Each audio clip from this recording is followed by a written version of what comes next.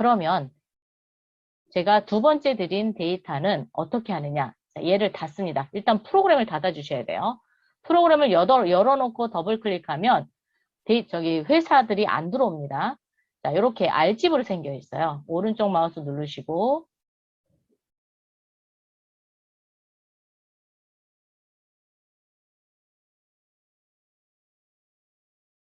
관리자 권한으로 실행해 주세요. 요즘에 컴퓨터들이 너무 좋다 보니까 지금처럼 이렇게 돼요. 네.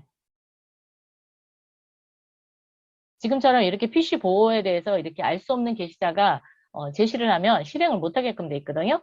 자, 그러면 저는 좀 전에 여기 저기 눌러서 실행 누르면 압축이 풀립니다. 자, 예. 자, 이렇게 압축을 자기가 풀 거예요. 그리고 덮어쓰기를 합니다. 왜? 기존에 있는 회사들이 있기 때문에 걔를 덮어 써줘야 돼요. 데이터를. 그래서 모든 파일에 적용, 이해. 이렇게 풀리고 나면 화면이 올라올 겁니다. 프로그램을 풀 수 있는 화면이 떠올랐어요. 자, 떠올리면 여기 F2, 여기 회사 코드를 누르시면 모의 문제부터 기출 문제까지 풀 수 있는 모든 데이터가 다 올라왔습니다. 자, 이렇게 해서 처리하도록 하고요. 공인회계사에서 다운받으시는 거는 그때그때 수험 번호와 감독관 번호를 넣어주시면 연습하실 수 있습니다. 근데 연습은 이걸로 먼저 하시고 그리고 공인회계사의 기출문제 하나 다운받으셔서 한번 들어가서 실제로 연습을 한번 해보시기 바랍니다.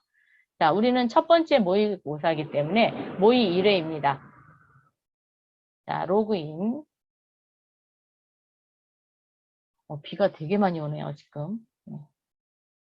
자, 그러면 상단에 3101 모의 1 주식회사 태웅수산 공개형이라고 되어 있고 2022년 데이터라고 되어 있습니다. 이렇게 준비가 되셨으면 이제 문제를 푸실 수 있습니다.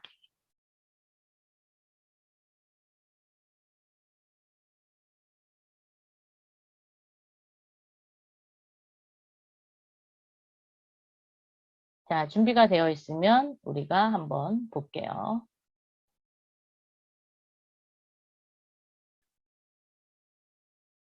데이터를 뭐 웹하드에 가셔서 다운받으셔도 됩니다. 근데 제가 웹하드에서 다운받아서 드렸으니까 그거 갖고 하세요. 네. 혹시 다른 데이터가 필요하다. 그러면 여기 들어가시면 웬만한 데이터들 많이 있어요. 기출문제 이렇게 묶어갖고 해놓은 것들도 많거든요. 그래서 그거 활용하시면 될 것 같고요. 자, 주식회사 태웅수산 3101 통조림을 도소매하는 법인이다. 회계기간은 2022년 1월 1일부터 2022년 12월 31일이다. 제시된 자료와 자료 설명을 참고하여 수행과제를 완료하고, 자, 수행과제를 완료하셔야 돼요. 즉, 입력을 다 하시고, 그 다음에 평가 문제에 대한 물음에 답하시면 됩니다. 이번에 비대면에서 바뀐 게, 그전에는 입력만 해서 데이터를 USB로 넘겨줬으면 되는 거였는데, 최근에 비대면으로, 즉, 집에서 온라인으로 시험을 보다 보니까, 입력도 하셔야 되지만, 물음에 답을 찾아서 체크도 해주셔야 되고, 이렇게 답지도 완성하셔야 됩니다. 그래서 그런 연습을 해보도록 할 거예요. 실무 수행할 때 유의사항이 있습니다. 부가가치세와 관련 있는 거래는 매입 매출 전표에 입력하셔야 돼요. 부가가치세와 관련이 없다. 그러면 일반 전표 입력에 하시면 되고요. 타결정 대체액과 관련된 적용은 반드시 코드로 입력하셔야 됩니다. 이런 게 뭐가 있냐면 상품, 제품, 원재료 이런 것들을 판매, 즉 매출로 안 나가고 그냥 상품이나 제품, 원재료로 나왔다. 이랬을 경우에는 어떤 계정에 대체시켰는지를 써주셔야 돼요. 그거를 08번 타 계정으로 대체.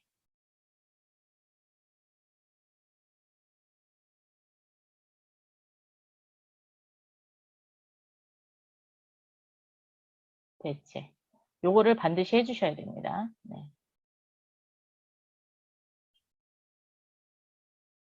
자, 채권, 채무, 예금 거래는 관리 대상 거래 자료에 대하여 거래처 코드를 반드시 입력한다. 요거 밑줄 그어놓으세요. 매우 중요합니다. 채권, 채무, 예금 거래입니다. 즉 예금 거래는 통장 거래 얘기하는 거죠.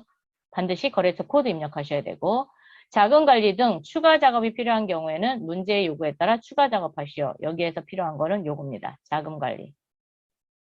자, 자금 관리, 어음 관리 꼭 해주셔야 돼요. 판매비와 관리비는 800번대 계정 코드를 사용한다. 등록된 계정 과목 중 가장 적절한 계정 과목을 선택한다. 얘는 반복되는 거니까 여러분이 처음에 한번 확 읽어서 각인시켜 놓으시고 그 다음 문제를 푸시면 될 것 같습니다. 문제 1번은 기초정보 관리를 이해하는 문제예요. 그래서 사업자 등록, 사업자 등록증을 보고 회사를 변경하는 거라든가 아니면 거래처 등록, 어쨌든 기초정보관리에 대한 이해 문제는 두 문제 정도가 출제되고 있습니다. 그래서 여러 종류의 문제가 출제되고 있기는 한데 일단 한번 살펴볼게요. 사업자 등록증에 의한 회사 등록 수정 문제가 되겠습니다. 자, 사업자 등록증을 살펴보니까 법인 사업자고요. 주식회사 태웅수산, 권태웅으로 되어 있고 자, 주소 나와 있고요. 그 다음에 여기 전자세금계산서 메일 전용 주소가 있습니다. 그리고 역삼 세무서장. 주식회사 태영수사는 업종 중 종목을 변경했대요. 자, 종목을 변경했다 그랬으니까 이 종목은 어디 있냐? 여기 있어요. 이렇게 여러분이 이제 체크를 해 놓으시면 되겠죠? 관할 세무서로부터 사업자 등록증을 정정교부 받았다. 사업자 등록증 내용을 확인하여 변경된 내용을 수정하고 국세환급금 계좌 등록을 수행하시오. 국세환급금 계좌 등록을 수행하래요. 이렇게 입력을 해보도록 할 겁니다. 자, 이런 식으로 입력을 할 겁니다. 그러면 여러분이 이제 프로그램으로 오셔서 프로그램을 이렇게 열으시고 재무 회계 탭에 기초정보관리의 회사 등록을 클릭합니다. FAT 또는 TAT, 즉 한국공인회계사의 시험 문제 출제는 영수증이나 아니면 관련 서류를 가지고 우리가 입력하는 그런 형태로 되어 있어요. 그래서 텍스트가 많지 않습니다. 그런데도 텍스트를 잘 읽어보셔야 돼요. 텍스트에 답이 거의 다 나와 있거든요. 그렇기 때문에 자료 설명하는 거 그리고 수행과제 이런 것들을 잘 읽어보시기 바랍니다. 사업자 등록증에 보니까 종목이 일단 바뀌었대요. 그래서 업태 그 다음에 12번 종목 가공수산물이 뭘로 바뀌었었냐면 통조림으로 바뀌었거든요. 그래서 여기를 통조림 이렇게 수정하십니다.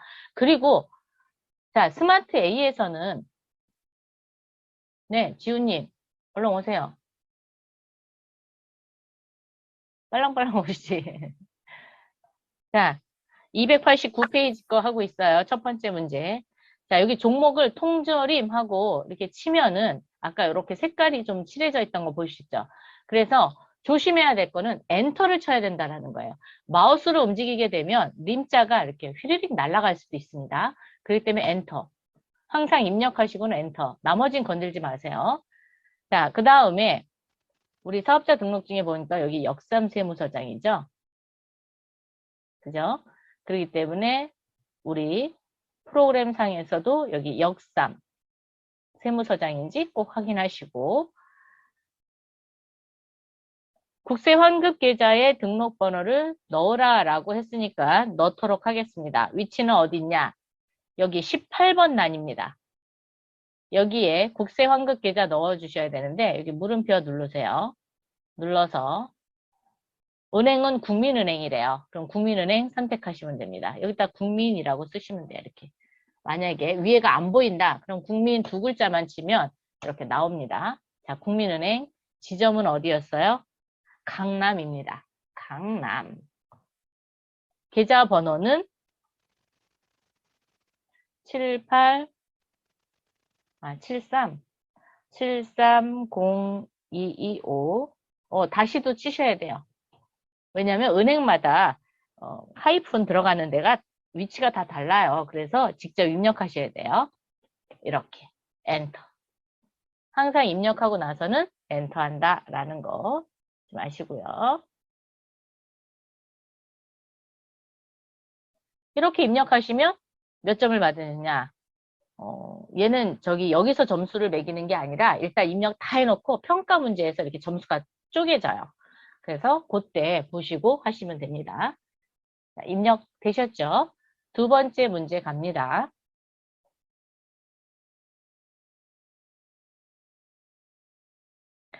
업무용 승용차 등록 문제가 되네요. 주식회사 태웅수사는 업무용 승용차를 별도 관리하고 있다. 영업부에서 사용 중인 차량 262 수 9750 업무 전용 자동차 보험의 보험 기간 입력이 누락하였대요. 즉, 요것이 누락이 됐다는 거죠. 그래서 이 부분을 넣으라라는 겁니다. 업무용 승용차 등록 메뉴에 보험 기간을 추가 등록하시오. 수행과제가 딱 나왔죠. 보험기간만 추가 등록하라 그랬으니까 네, 저희도 그냥 가서 보험기간만 추가 등록할게요. 업무용 수용자 등록은 어디 있느냐? 자, 프로그램 전체 메뉴에 전체 메뉴 기초정보관리에 여기 네 번째 업무용 승용차 등록이 있습니다.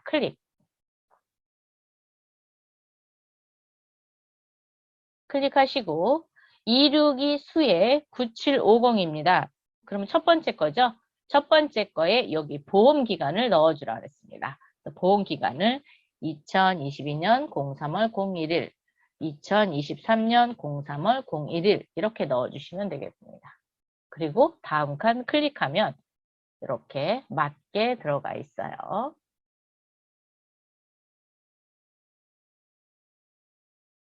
따라 입력하는 문제는 그렇게 어렵진 않습니다. 근데 나중에 이제 분계나 뭐 이런 거 할 때가 조금 어려워서 그렇지. 네, 그거 아니면 됩니까? 잠시만요. 얘 좀 끌까요? 네.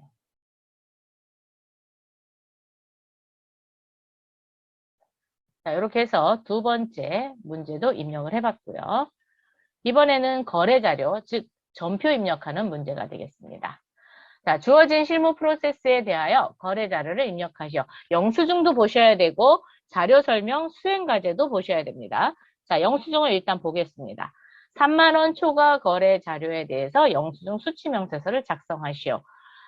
우리가 회사에서 경비를 사용하는데 경비를 사용했을 때는 적절한 영수증을 받아야 되거든요. 그거를 적격증빙 또는 지출증빙 뭐 이렇게 얘기하는데 지출증빙으로 받을 수 있는 즉 적법하게 받을 수 있는 영수증은 세금계산서 그리고 계산서 신용카드 매출전표 영수증 그리고 현금 영수증 이렇게 네 가지는 세법에서 인정해주는 적격증빙이에요. 이 네 가지를 받았을 때는 적법하게 받은 걸로 인정을 해주지만 그 외에는 예외적인 조건들이 있습니다.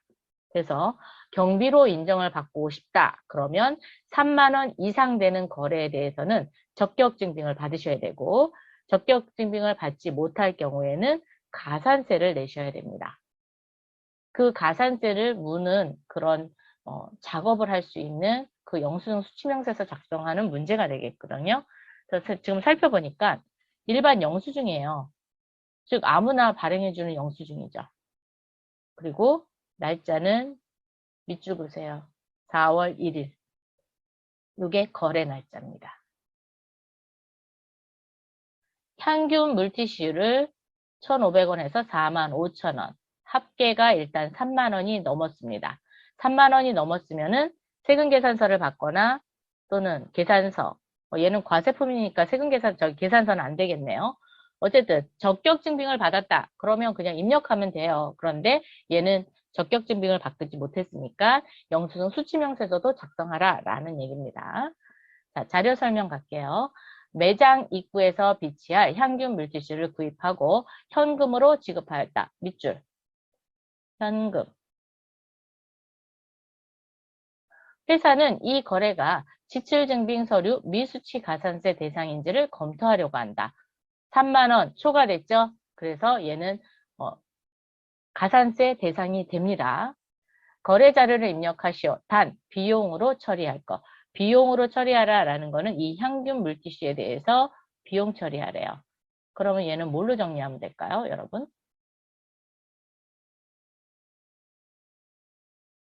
얘 뭘로 정리하면 되죠? 오, 소모품비. 네, 맞아요. 향균 물티슈는 사용하고 없어지는 거죠. 그래서 소모품비.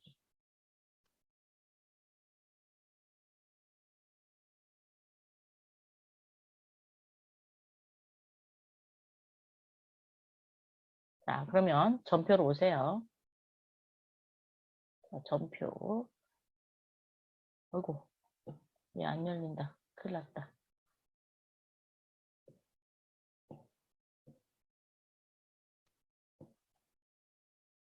지금 여러분 여기 두 개 이렇게 회사 등록하고 업무용 승용차 있죠? 그럼 전체 메뉴에다 놓으시고요. 모두 닫기 해주세요.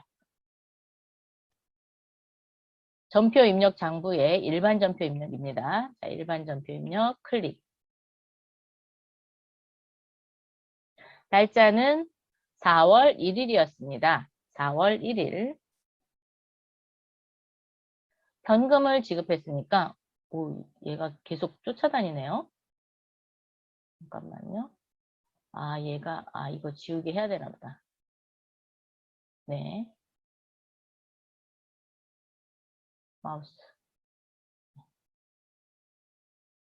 자, 현금이 나갔습니다. 여기 보시면 출금이 있고 입금이 있고 차변, 대변이 있거든요. 출금은 현금만 나갔던 거.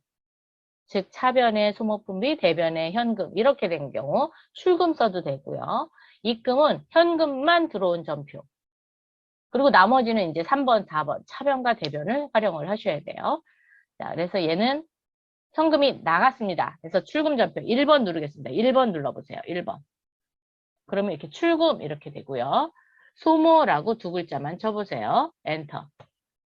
그러면 소모품과 관련된 계정 과목이 이렇게 떴습니다. 여기에서 비용 처리하라 그랬으니까 여기 830번 소모품비 쓰겠습니다. 클릭. 그리고 엔터 엔터. 차변에 금액은 45,000원. 대변의 현금 이미 출금 전표에서 현금이 나간 거기 때문에 현금이 이미 돼버렸어요. 그래서 차변의 소모품비, 대변의 현금 이렇게 처리됐습니다. 이거를 여러분이 차변, 대변으로 하셔도 됩니다. 네. 출금이 생각이 안 난다. 그러면 차변의 소모품비, 대변의 현금 이렇게 쓰셔도 돼요. 어떻게? 이렇게. 차변에 3번이라고 치고 대변은 4번이죠. 현금 그리고 45,000원 이렇게 치셔도 된다라는 겁니다. 우리 교재에는 지금 뭐 여러 가지 저기가 있는데 지금 시험 대비해서 여러분한테 저교에 대한 내용은 지금 입력하지 않고 있어요. 그래서 시험 대비해서 문제를 좀 더 빠르게 풀 수 있는 방법으로 저교는 다 생략하고 반드시 필요한 거래처만 걸을 거예요. 그렇게 하도록 할게요. 이렇게 처리하고 나서 이번에 전체 메뉴 가갖고 자, 뭐라고 또 일단 두 번째는 영수증 수치명세서 1번과 2번의 서식을 작성하시오라고 했어요. 즉 가산세를 적용하려고 한다라고 했으니까 가산세를 내게 하려면 영수증 수치명세서를 작성해야 되거든요. 자, 그래서 프로그램에서 오셔서 전체 메뉴에 결산 재무제표원의 영수증 수치명세서가 되겠습니다. 클릭. 다시 전체 메뉴에서 결산 재무제표원의 영수증 수치명세서 클릭. 그런데 영수증 수치명세서가 어디 있는지 잘 모르겠다. 그러면 여기 저기 이렇게 찾기 표시 있죠? 여기에다가 영수증이라고 쳐보세요. 영수증. 그러면 영수증이 들어간 메뉴, 즉 영수증 수치명세서가 이렇게 보일 겁니다. 클릭. 이렇게 찾으셔도 됩니다. 입력되어 있는 거 절대 건드리지 마세요. 그대로 놓고 우리는 그 다음에 입력하면 됩니다. 자, 밑에다가 2022년 04월 01일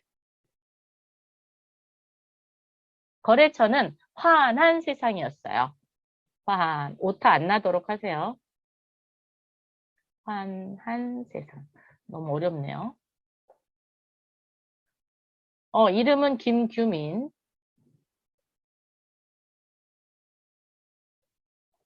주소는 서울특별시 서초구 사평대로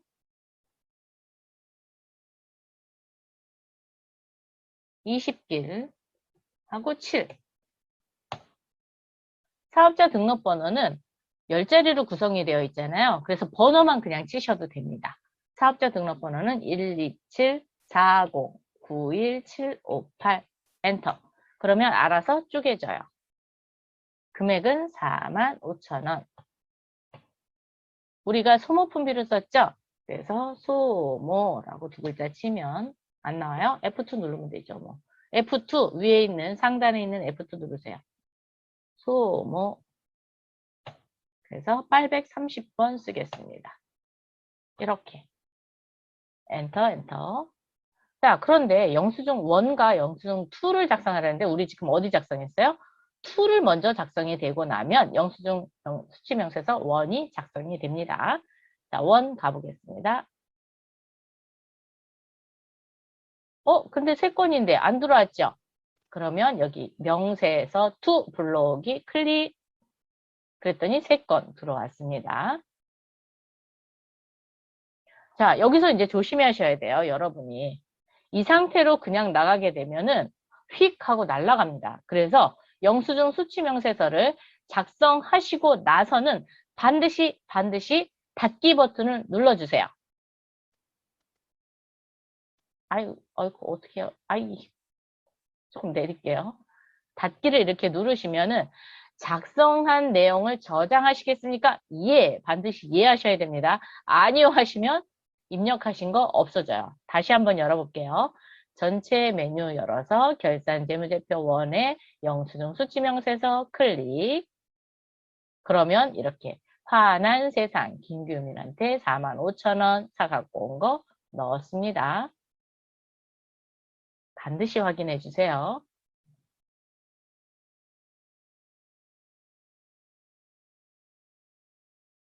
오늘은 첫 시간이니까 조금 천천히 하도록 할게요. 왜냐면 우리가 이제 문제를 계속 풀다 보면은 익숙해져요. 그럼 속도가 늘거든요. 그런데 오늘은 첫 시간이니까 제가 천천히 차근차근히 해드릴게요. 혹시 궁금한 사항 있으시면 질문해 주세요. 카톡으로 질문하셔도 되고요. 아니면 여기 채팅창을 이용해서 질문하셔도 되겠습니다. 자, 그러면 거래자료 입력해서 일반 전표 입력 하나 했고 그 다음에 영수증 수치명세서 완성했습니다. 두 번째 한번 가볼까요?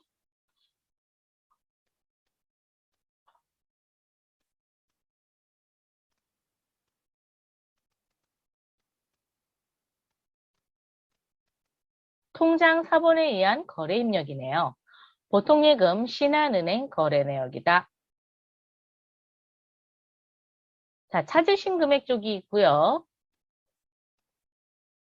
맡기신 금액이 있는데 맡기신 금액이라는 것 돈이 들어온 거죠.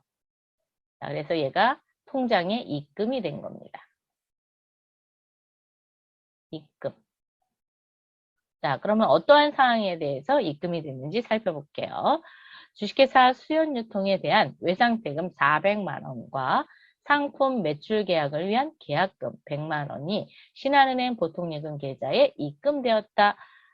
수연유통으로부터 받을 수 있는 외상대금은 뭐가 있어요? 그렇죠. 외상매출금. 맞습니다. 외상매출금.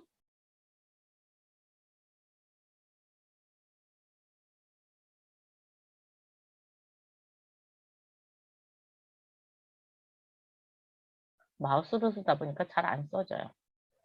자, 상품 매출 계약을 하고 계약금을 받았습니다. 자, 계약금을 받으면 선수금, 즉 미리 받은 돈이죠. 계약이 어떻게 해요? 어긋나면 다시 되돌려줘야 되죠. 자, 그래서 외상매출금과 선수금이 되겠습니다. 자, 은행은 보통예금 신한은행. 전표로 가겠습니다.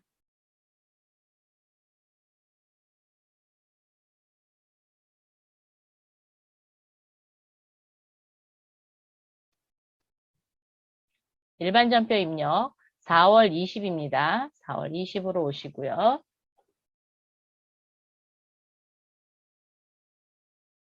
차변에 보통예금 돈 들어왔죠? 자, 보통이라고 두 글자 치고 엔터를 치시면 보통 이라고 되어 있는 계정 과목 다 떠요. 근데 보통이라고 되어 있는 건 딱 하나, 보통예금밖에 없대요. 자, 보통예금은 예금거래죠. 즉, 금융거래입니다. 그래서 반드시 거래처 코드를 입력하셔야 돼요. 신한은행을 걸어주십시오. 신한은행 보통예금 통장 걸겠습니다. 엔터. 금액은 500만 원. 5 플러스 플러스. 플러스를 한 번 할 때마다 공 3개씩 올라옵니다. 자, 대변이니까 4번이 되겠죠? 외상 매출금 먼저 가겠습니다. 외상 매출금. 매출금 채권입니다. 그래서 거래처 코드 걸어주셔야 돼요. 누구? 수연유통. 400만 원이니까 4 플러스 플러스 엔터. 대변이니까 4번입니다. 4번. 선수금. 선수금. 그리고 네, 얘도 나중에 갚아야 되죠? 만약에 상품을 팔지 않게 되면 갚아야 되잖아요. 그래서 부채입니다. 채무예요. 그래서 수연유통 걸어주십시오. 100만 원. 1 플러스 플러스. 이렇게 분개해 주시면 됩니다.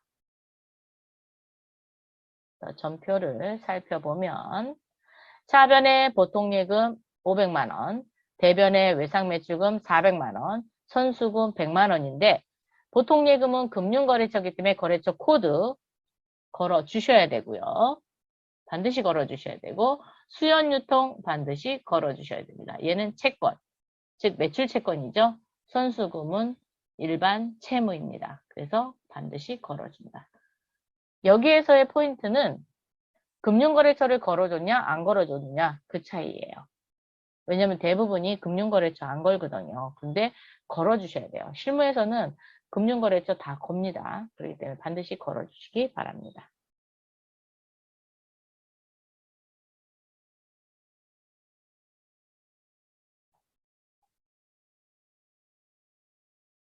자, 세 번째, 이 기타 일반 거래입니다. 지금 얘가 뭐냐면 상품권이네요. 그죠?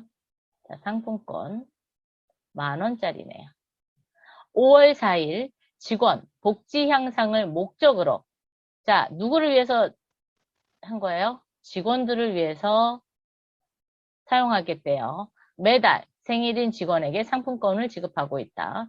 회사는 당월분 상품권 1만 원권 30장을 구입하고 대금은 현금으로 지급하였다. 회사는 상품권 취득 시 자산 처리한다. 상품권 취득 시 자산. 지급 시 비용으로 처리하고 있다. 그런데 지금 상품권을 지급했나요? 아니면 샀나요? 샀죠. 샀기 때문에 자산 처리할 거예요. 그래서 상품권이라는 계정을 써서 입력하도록 하겠습니다. 차변에 상품권 30만 원, 대변에 현금 30만 원 이렇게 분개할 거거든요. 자, 그러면 점포를 오셔서 날짜는 5월 4일입니다. 5월 4일. 아까 현금이 나갔으니까 출금 이렇게 하셔도 되고요. 아니면 차변, 대변 이렇게 하셔도 됩니다. 근데 우리 좀 더 입력을 빠르게 하려면 그렇죠. 출금 1번 하겠습니다. 1번. 1번 상품이라고 두 글자 쳐주세요. 자, 그러면 상품권 142번이 있네요. 자, 142번 쓰겠습니다. 30만 원. 자, 그러면 차변의 상품권, 대변의 현금 이렇게 분개가 됐어요.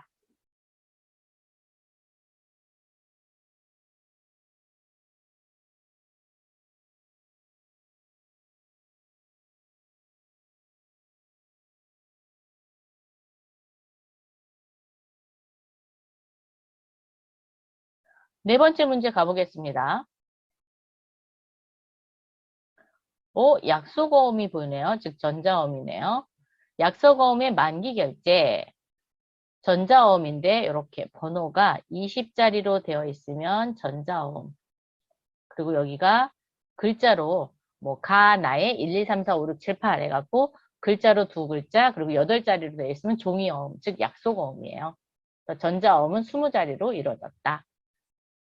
정민유통 주식회사 귀하네요. 1320짜리, 20만 원짜리고 자, 발행인이 누구냐? 태웅수산입니다. 즉 우리 회사예요. 우리 회사가 누구한테? 정민유통한테 발행을 해줬습니다.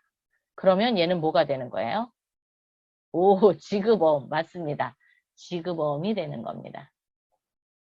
지급어음. 우리 회사가 정민유통한테 발행을 해줬기 때문에 지급어음입니다. 그리고 발행일은 3월 10일, 지급기일 2022년 5월 10일. 요게 뭐가 돼요? 만기일입니다. 만기일.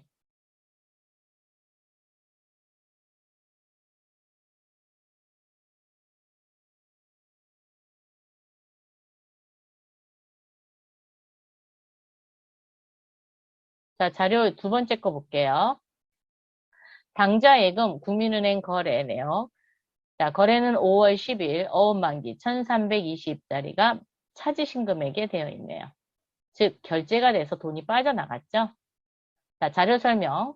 상품 구입 대금으로 발행한 어음의 만기일이 도래하여 국민은행 당좌예금 계좌에서 인출되었다. 거래 자료를 입력하시오. 자금 관련 정보를 입력하여 지급어음 현황에 반영하시오라고 했어요. 자, 분계는 어떻게 하는 거냐면 차변에 지급어음, 대변에 당좌예금 이렇게 처리해 주시면 되겠습니다. 그럼 이제 입력을 한번 해보겠습니다. 날짜는 5월 10일. 5월 10일. 대변에 있던 지급어음이 만기가 됐으니까 차변으로 왔거든요. 그래서 차변 3번. 지급어음.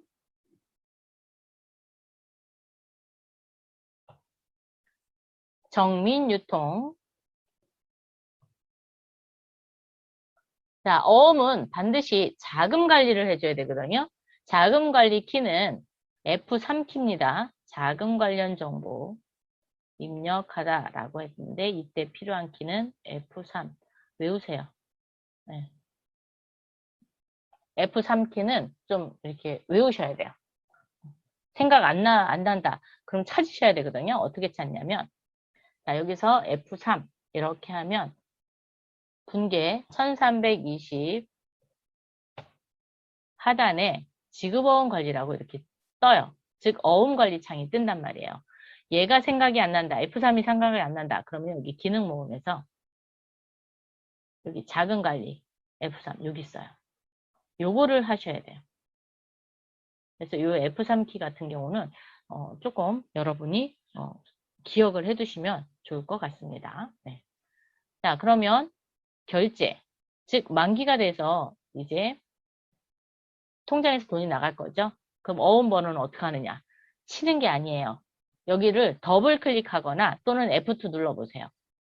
그러면 정민유통에 발행한 어음이 몽땅 다 뜹니다. 지금 우리는 하나밖에 없죠. 네. 여러분이 시험 보실 때는 이렇게 하나나 두 개 정도밖에 없을 거예요. 네. 근데 실무에서는 되게 많겠죠. 그러면 이제 어음 번호를 찾는 거예요. 요 어음 번호랑 우리가 요 어음 반제시키는 이 어음이랑 번호가 같아야 돼요. 그래서 번호를 확인하신 후 자, 지금 약간 짙은 파란색으로 되어 있죠? 그럼 얘가 선택이 됐다는 거거든요. 그러면 선택을 누르면 얘 번호가 뜰 거예요. 이렇게. 자, 번호 뜨셨죠? 그리고 전자어음의 발행은 3월 10일이고 만기는 5월 10일.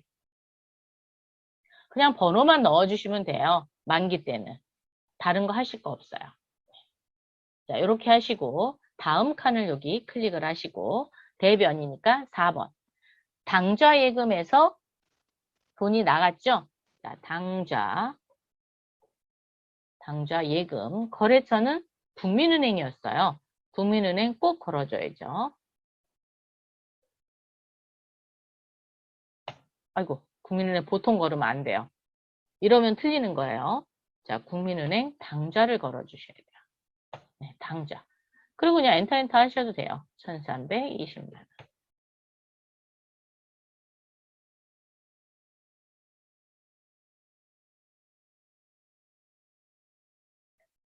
자, 이번 문제의 포인트는 지급어음에 거래처를 걸어주고 자금 관리를 F3키를 눌러서 만기되는 어음에 대해서 처리를 해줬다라는 거고요. 당좌예금에는 국민은행 당좌예금을 걸어줘야 된다라는 거. 이게 포인트가 되겠죠.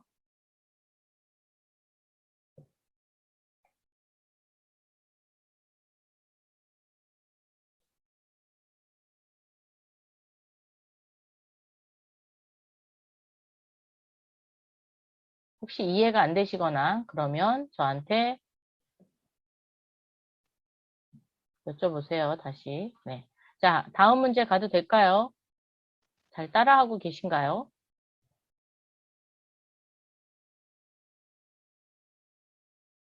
여러분 하나하나 입력해 보세요. 자, 다음 갑니다. 다섯 번째는 통장 사본에 의한 거래 입력 및 통자 잔액 확인 등. 자료 1번은 입금 전표입니다. 즉, 주식회사 태흥수산 기아로 전기예금 5천만 원짜리가 들어왔네요. 오, 자, 국민은행 보통예금 계좌로 돈이 들어왔어요.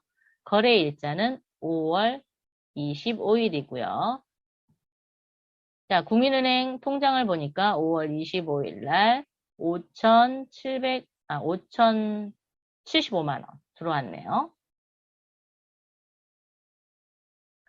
자료 1은 만기가 도래한 전기예금을 수령하고 KEB 하나은행으로부터 받은 입금 전표이다. 자료 2는 전기예금 만기 금액과 이자 소득이 국민은행 보통예금 계좌에 입금된 내역이다. 이자 소득에 대한 원천 징수세액은 고려하지 않는다. 원래는 이 이자 소득에 대해서 15.4%를 빼고 왔어야 되는데 그거는 고려하지 않는데요. 그래서 그 세금에 대해서는 하지 않는다 그랬으니까 우리도 분기 안 하면 돼요. 거래자를 입력하시오. 단 하나의 거래로 입력할 것. 하나의 거래로 입력하라는 건 전표 번호가 하나로 나와 있게 만들라라는 얘기입니다. 즉 따로따로 하지 말고 묶어서 하라는 얘기입니다. 어떻게? 요렇게. 차변에 보통예금 5,075만 원. 대변에 전기예금 KB 하나은행 5천만 원, 그리고 이자 수익이 75만 원. 이렇게 분기하라는 얘기입니다.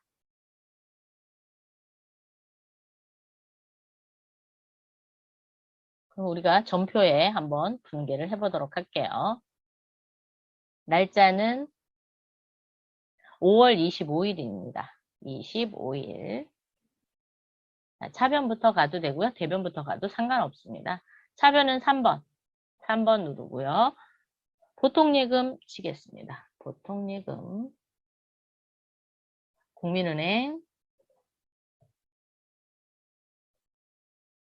5,075만 원 받았죠? 대변에 4번. 정기예금입니다. 정기예금도 금융거래처예요. 그래서 거래처 코드 걸으셔야 돼요. KEB 하나은행. 그러면 하나라고 칠까요? 네. 그러면 이렇게 정기예금이 있습니다. 클릭. 5천만 원짜리고, 오, 이자 받았네요. 대변에 이자 수익.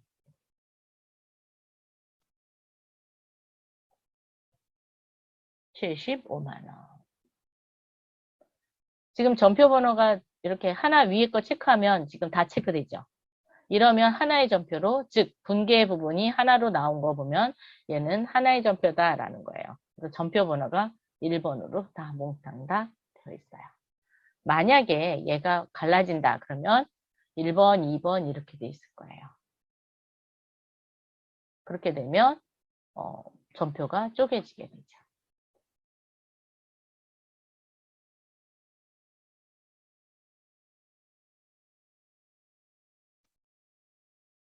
자, 이렇게 해서 일반 전표와 관련된, 즉 부가가치세가 없는 거래를 몽땅 입력해 봤습니다.